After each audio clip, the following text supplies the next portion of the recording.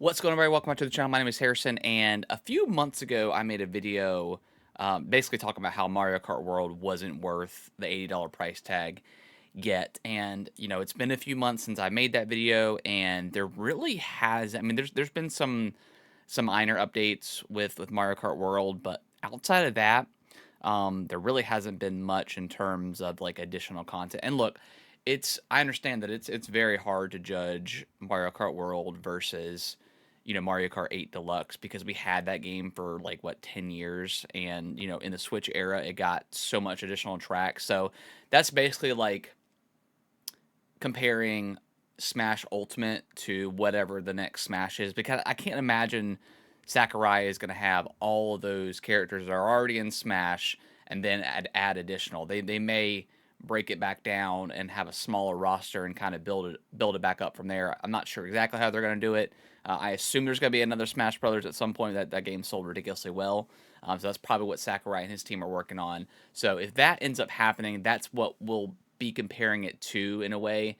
And it's kind of not fair because, again, Smash Ultimate is the ultimate version of Smash, and there's so many characters. So you have one less character in the next Smash game. People are going to be upset about that. And that game had years worth of DLC. So it's hard to compare stuff in that regard.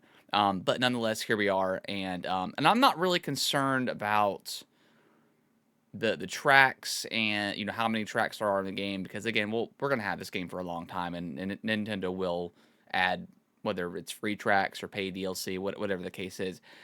I think Nintendo has dropped the ball on what Mario Kart World could have potentially been for Nintendo, in similar terms of Smash, where you have all sorts of different Nintendo IP and other IP that Nintendo has put in their Smash games. And I mean, let's look at. I kind of fully expected, when DK Bonanza came out, I full on expected we were going to get some sort of free or additional content for Mario Kart World to showcase, hey, Bonanza is out. Here is some characters from Bonanza in Smash, whether it's some costumes and stuff like that for DK.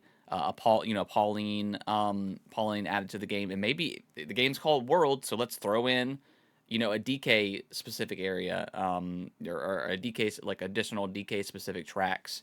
So I full on expected it, and when they didn't do that, that was kind of like the point where I was like, yeah, they're not going to use Smash, or they're not going to use Mario Kart World as kind of like a way to promote their other games. I mean, look at Fortnite. Like Nintendo could have, and I'm sure they've been asked a million times to add in Nintendo characters into Fortnite, but Nintendo's very weird with their IP.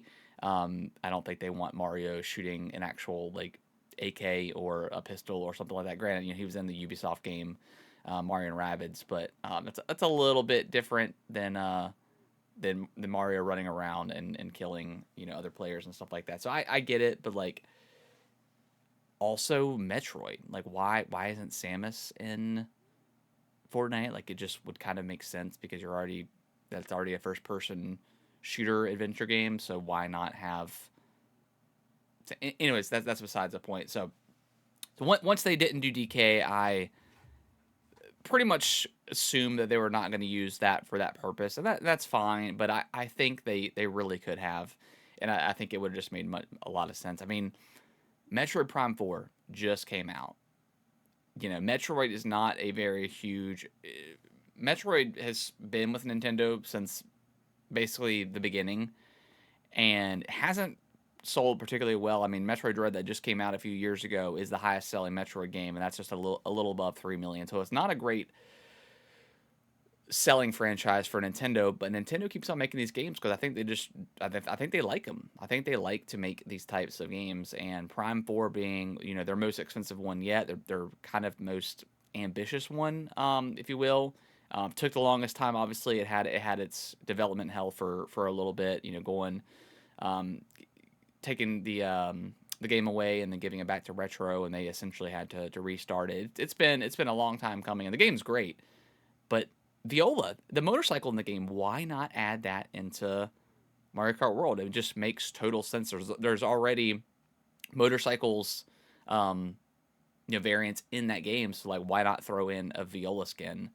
It just kind of makes sense. It makes too much sense for Nintendo, I think, to do it. And I think that's probably why they a lot of times, I don't know. I feel like a lot of times they overlook some of their IPs and what they could potentially do with them. And this was definitely one of them. I mean, Mario Kart World is obviously a huge seller. It's sold great for Nintendo, obviously, because of the bundle and saving it.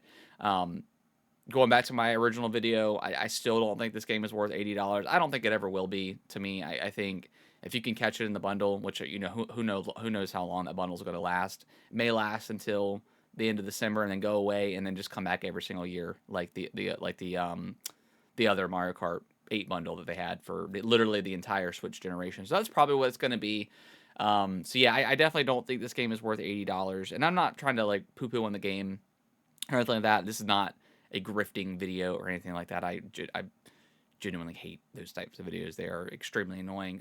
This just be having a discussion about where Mario Kart World's at for me. Like I haven't played it in months. But when I did, it was a fun game. But I really feel like Nintendo dropped the ball on bringing in their other IPs, especially for like Donkey Kong is in Mario Kart, so that's a no brainer to just add a simple, even if it was just adding a simple skin and adding in Pauline, like that could have been awesome. But we didn't get that. Metroid, that we had Link and I think Animal Crossing and Splatoon characters in the last Mario Kart. So like, why not bring in Samus as a playable character and Viola to ride on? Like I feel like that just makes a lot of sense to do that. But we'll see. At this point, I don't think Nintendo is going to do that, and I'm not necessarily mad at it. Like I don't necessarily need other IPs in Mario Kart. We just need fun tracks, and I think we got that with Mario Kart World. It's just kind of the pricing that's the biggest concern. But who knows? Maybe one day they will add some more characters in and use this IP as like a way to kind of boost their other IP. I think it makes a lot of sense to me. Maybe Nintendo just doesn't want to do that. They don't care enough to do that. Maybe their games sell well enough that they don't need to invest the time and money. But yeah, let me know in the comments below what you guys think. Do you guys agree with me? Do you disagree? Do you care? Are you still playing Mario Kart World? Would that type of content even bring you back? I guess is the question I'm trying to ask. So let me know in the comments below, and I'll see you guys in the next video. Thank y'all so much for watching this video. I really appreciate it. Consider subscribing to the channel. I'll let YouTube algorithm pick one of my videos below for you guys to watch. Give it a click, and I hope you enjoy, and I will see you in the next video.